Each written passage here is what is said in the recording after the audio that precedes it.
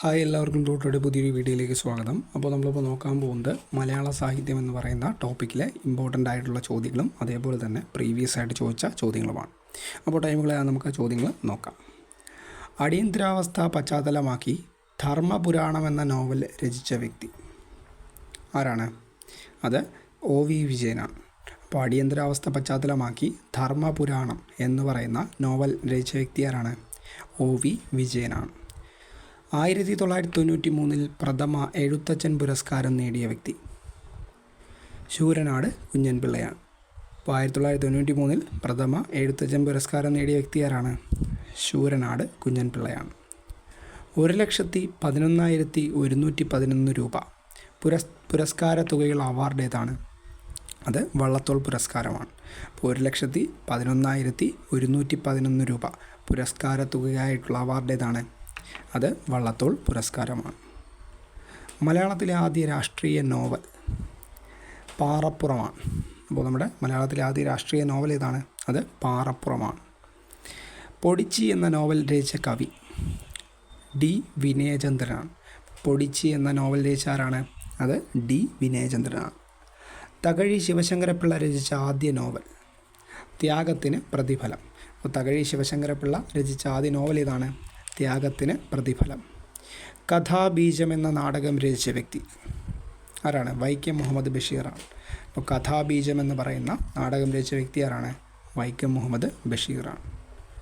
ഉണിക്കോരൻ ചതോപാധ്യായ എന്ന കഥയുടെ രചയിതാവ് P വത്സലയാണ്. അപ്പോൾ ഉണിക്കോരൻ ചതോപാധ്യായ എന്ന കഥയുടെ രചയിതാവ് ആരാണ്? P വത്സലയാണ്.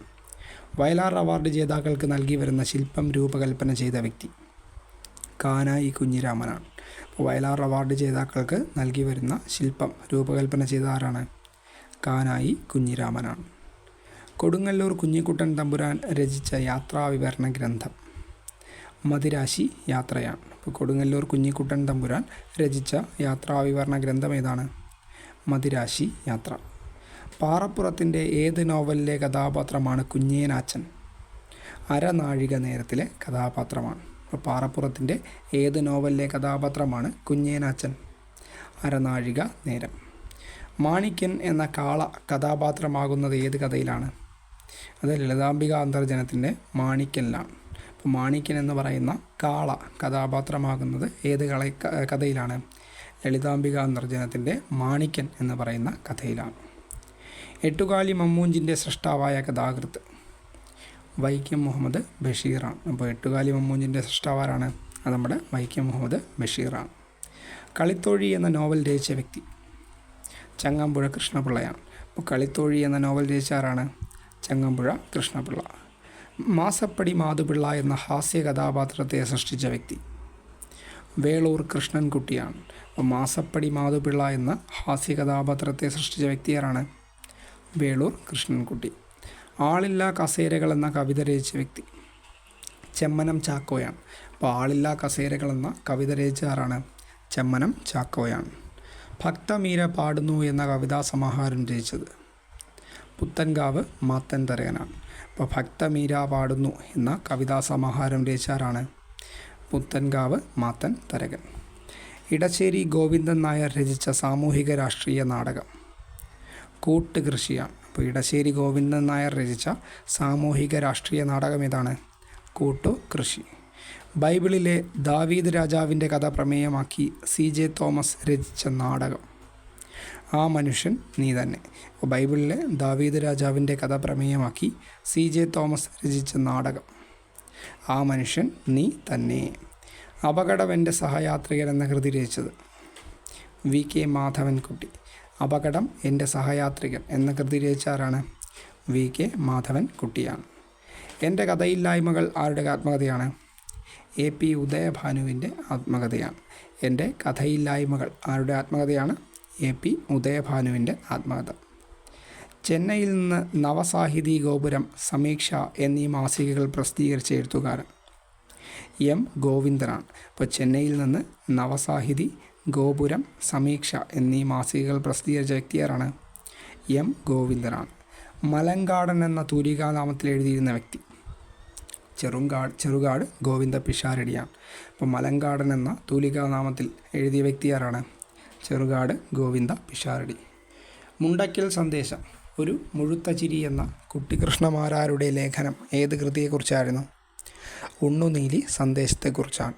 അപ്പോൾ മുണ്ടയ്ക്കൽ സന്ദേശം ഒരു മുഴുത്ത ചിരി എന്ന കുട്ടിക്കൃഷ്ണമാരാരുടെ ലേഖനം ഏത് കൃതിയെക്കുറിച്ചുള്ളതാണ്? ഉണ്ണുനീലി സന്ദേശത്തെക്കുറിച്ചുള്ളതാണ്. 1970 പ്രസിദ്ധീകരിക്കപ്പെട്ട 1963 എന്ന കവിതാ സമാഹാരം രചിച്ച വ്യക്തി NN കക്കാടാണ്. അപ്പോൾ 1963 എന്ന കവിതാ സമാഹാരം ആരുടേതാണ്? NN കക്കാടിൻ്റേതാണ്. ഒരു തൊഴിലാളി കേന്ദ്ര കഥാപാത്രമായി വരുന്ന മലയാളത്തിലെ ആദ്യ നോവൽ P. കേശവദേവിൻ്റെ ഓടയിൽ നിന്നാണ്. അപ്പോൾ ഒരു തൊഴിലാളി കേന്ദ്ര കഥാപാത്രമായി വരുന്ന മലയാളത്തിലെ ആദ്യ നോവൽ ഏതാണ്? P. കേശവദേവിൻ്റെ ഓടയിൽ നിന്നാണ്. ഭ്രാന്തൻ ചാനാർ ഏതു നോവലിലെ കഥാപാത്രമാണ്? CV രാമൻപിള്ളയുടെ മാർത്താണ്ഡവർമ്മയിലെ കഥാപാത്രമാണ്. അപ്പോൾ ഭ്രാന്തൻ ചാനാർ ഏതു നോവലിലെ കഥാപാത്രമാണ്? CV രാമൻപിള്ളയുടെ മാർത്താണ്ഡവർമ്മയിലെ കഥാപാത്രമാണ്. ആദ്യ മലയാള ചെറുകഥയായ വാസനാവികൃതി രചിച്ച വ്യക്തി വേങ്ങയിൽ കുഞ്ഞിരാമൻ നായനാറാണ്. അപ്പോൾ ആദ്യ മലയാള ചെറുകഥയായ വാസനാവികൃതി രചിച്ചാരാണ്? വേങ്ങയിൽ കുഞ്ഞിരാമൻ നായനാറാണ്. വയലാർ ഗർജിക്കുന്നു എന്ന പ്രസിദ്ധ കാവ്യത്തിൻ്റെ രചയിതാവ് P. ഭാസ്കരനാണ്. അപ്പോൾ വയലാർ ഗർജിക്കുന്നു എന്ന പ്രസിദ്ധ കാവ്യത്തിൻ്റെ രചയിതാവാരാണ്? P. ഭാസ്കരനാണ്. സ്മരണമണ്ഡലം എന്ന ആത്മകഥ ആരുടേതാണ്? സാഹിത്യ പഞ്ചാനൻ PK നാരായണപിള്ളയുടേതാണ്. അപ്പോൾ സ്മരണമണ്ഡലം എന്ന ആത്മകഥ രചിച്ച വ്യക്തിയാരാണ്? സാഹിത്യ പഞ്ചാനൻ PK നാരായണപിള്ള. ജാതി ചോദിക്കുന്നില്ല ഞാൻ സോദരി, ചോദിക്കുന്നു നീർ നാവു വരണ്ടഹോ. പ്രസിദ്ധമായ ഈ വരികൾ കുമാരനാശാൻ്റെ ഏത് കൃതിയിലേതാണ്? ചണ്ടാല ഭിക്ഷുവിയിലേതാണ്. ജാതി ചോദിക്കുന്നില്ല ഞാൻ സോദരി, ചോദിക്കുന്നു നീർ നാവു വരണ്ടഹോ. ഈ വരികൾ കുമാരനാശാൻ്റെ ഏത് കൃതിയിലേതാണ്? ചണ്ടാല ഭിക്ഷുവിയിലേതാണ്. വെളിച്ചം ദുഃഖമാണുണ്ണി തമസല്ലോ സുഖപ്രദം എന്ന വരികൾ അക്കിത്തത്തിൻ്റെ ഏത് കൃതിയിലേതാണ്? 20-ാം നൂറ്റാണ്ടിലെ ഇതിഹാസത്തിലേതാണ്. അപ്പോൾ വെളിച്ചം ദുഃഖമാണുണ്ണി തമസല്ലോ സുഖപ്രദം ഇത് അക്കിത്തത്തിൻ്റെ 20-ാം നൂറ്റാണ്ടിൻ്റെ ഇതിഹാസം എന്ന് പറയുന്ന കൃതിയിലേതാണ്. MT വാസുദേവൻ നായരും NP മുഹമ്മദും ചേർന്നെഴുതിയ നോവൽ അറബി പൊന്നാണ്. MT വാസുദേവൻ നായരും NP മുഹമ്മദും ചേർന്നെഴുതിയ നോവൽ ഏതാണ്? അറബി പൊന്ന്. വൃത്താന്ത പത്രപ്രവർത്തനം എന്ന കൃതി രചിച്ച വ്യക്തി സ്വദേശാഭിമാനി രാമകൃഷ്ണപിള്ളയാണ്. അപ്പോൾ വൃത്താന്ത പത്രപ്രവർത്തനം എന്ന കൃതി രചിച്ച ആരാണ്? സ്വദേശാഭിമാനി രാമകൃഷ്ണപിള്ള. സ്വദേശാഭിമാനി പത്രത്തിൻ്റെ ഉടമയാരായിരുന്നു? വക്കം അബ്ദുൽ ഖാദർ മൗലവിയാണ്. അപ്പോൾ എൻ്റെ പത്രാധിപരില്ലാതെ എന്തിനാണ് എനിക്ക് പത്രം എന്ന് പറഞ്ഞ വ്യക്തിയാണ് നമ്മുടെ ഈ ഒരു വൈക്കം അബ്ദുൽ ഖാദർ മൗലവി എന്ന് പറയുന്നത്. അപ്പോൾ സ്വദേശാഭിമാനി പത്രത്തിൻ്റെ ഉടമയാരാണ്? വക്കം അബ്ദുൽ ഖാദർ മൗലവിയാണ്. ഇത് 5 തെങ്ങിലാണ് ഇതിൻ്റെ പ്രസിദ്ധീകരണമൊക്കെ നടന്നുകൊണ്ടിരുന്നത്. വേളൂർ കൃഷ്ണൻകുട്ടിയുടെ ഏത് കഥയാണ് പഞ്ചവടിപ്പാലം എന്ന പേരിൽ ചലച്ചിത്രമായത്? പാലം അപകടത്തിലാണ്. അപ്പോൾ വേളൂർ കൃഷ്ണൻകുട്ടിയുടെ ഏത് കഥാപാത്രമാണ് പഞ്ചവടിപ്പാലം എന്ന പേരിൽ ചലച്ചിത്രമായത്? അത് പാലം അപകടത്തിൽ. രാഷ്ട്രപതിയുടെ വെള്ളി മെഡൽ നേടിയ ആദ്യ മലയാള ചിത്രം നീലക്കുയിലാണ്. അപ്പോൾ രാഷ്ട്രപതിയുടെ വെള്ളി മെഡൽ നേടിയ ആദ്യ മലയാള ചലച്ചിത്രം ഏതാണ്? നീലക്കുയിലാണ്. രാഷ്ട്രപതിയുടെ സ്വർണ്ണ മെഡൽ നേടിയ ആദ്യ മലയാള ചലച്ചിത്രം അത് ചെമ്മീനാണ്. ഇപ്പോൾ രാഷ്ട്രപതിയുടെ സ്വർണ്ണ മെഡൽ നേടിയ ആദ്യ മലയാള ചലച്ചിത്രം ഏതാണ്? അത് ചെമ്മീനാണ്.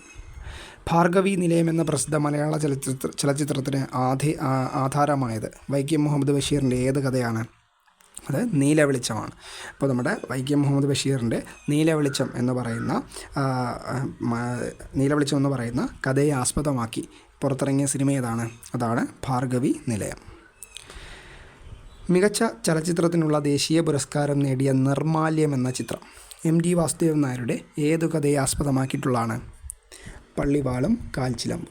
അപ്പോൾ മികച്ച ചലച്ചിത്രത്തിനുള്ള ദേശീയ പുരസ്കാരം നേടിയ നിർമാല്യം എന്ന ചിത്രം MT വാസുദേവൻ നായരുടെ ഏതു കഥയെ ആസ്പദമാക്കിയിട്ടുള്ളതാണ്? പള്ളിവാളും കാൽച്ചിലമ്പും. ഏത് മലയാള ചിത്രത്തിലെ അഭിനയത്തിനാണ് ശാരദയ്ക്ക് ആദ്യമായിട്ട് മികച്ച നടിക്കുള്ള ദേശീയ പുരസ്കാരം ലഭിച്ചത്? തുലാഭാരം എന്ന് പറയുന്ന ചിത്രത്തിലാണ്. അപ്പോൾ ഏത് മലയാള ചിത്രത്തിലെ അഭിനയത്തിനാണ് ശാരദയ്ക്ക് ആദ്യമായിട്ട് മികച്ച നടിക്കുള്ള ദേശീയ പുരസ്കാരം ലഭിച്ചത്? അത് തുലാഭാരം എന്ന് പറയുന്ന സിനിമയ്ക്കാണ്. മികച്ച നടനുള്ള ദേശീയ പുരസ്കാരം മലയാളത്തിൽ നിന്ന് ആദ്യമായി നേടിയ വ്യക്തി നിർമ്മാല്യത്തിലെ അഭിനയത്തിന് PJ ആൻ്റണിക്കാണ്. അപ്പോൾ മികച്ച നടനുള്ള ദേശീയ പുരസ്കാരം മലയാളത്തിൽ ആദ്യമായിട്ട് ലഭിച്ച വ്യക്തി ആരാണ്? PJ ആൻ്റണിയാണ്. ഏത് സിനിമയിലാണ്? അത് നിർമ്മാല്യം എന്ന് പറയുന്ന സിനിമയിലാണ്. ചലച്ചിത്ര മേഖലയിലെ രാജ്യത്തെ പരമോന്നത ബഹുമതിയായ ദാദാ സാഹേബ് ഫാൽക്കെ പുരസ്കാരം നേടിയ ഏക മലയാളി അടൂർ ഗോപാലകൃഷ്ണ. അപ്പോൾ നമ്മുടെ ചലച്ചിത്ര മേഖലയിലെ രാജ്യത്തെ പരമോന്നത ബഹുമതിയായ ദാദാ സാഹേബ് ഫാൽക്കെ പുരസ്കാരം നേടിയ ഏക മലയാളി ആരാണ്? അത് നമ്മുടെ അടൂർ ഗോപാലകൃഷ്ണനാണ്. സംസ്ഥാന സർക്കാരിൻ്റെ 50ാമത് ചലച്ചിത്ര പുരസ്കാരത്തിൽ മികച്ച ചിത്രമായി തിരഞ്ഞെടുക്കപ്പെട്ട ചിത്രം അത് വാസന്തിയാണ്. അപ്പോൾ സംസ്ഥാന സർക്കാരിൻ്റെ 50ാമത് ചലച്ചിത്ര പുരസ്കാരത്തിൽ മികച്ച ചിത്രമായി തിരഞ്ഞെടുത്ത ഏതിനാണ്? അത് വാസന്തി എന്ന് പറയുന്ന ചലച്ചിത്രത്തിനെയാണ്. അപ്പോൾ ഇത്രയും ചോദ്യമാണ് നമ്മൾ മലയാള സാഹിത്യം എന്ന് പറയുന്ന ഈ ഒരു ടോപ്പിക്കിൽ ഈ ഒരു വീഡിയോയിൽ പറഞ്ഞത്.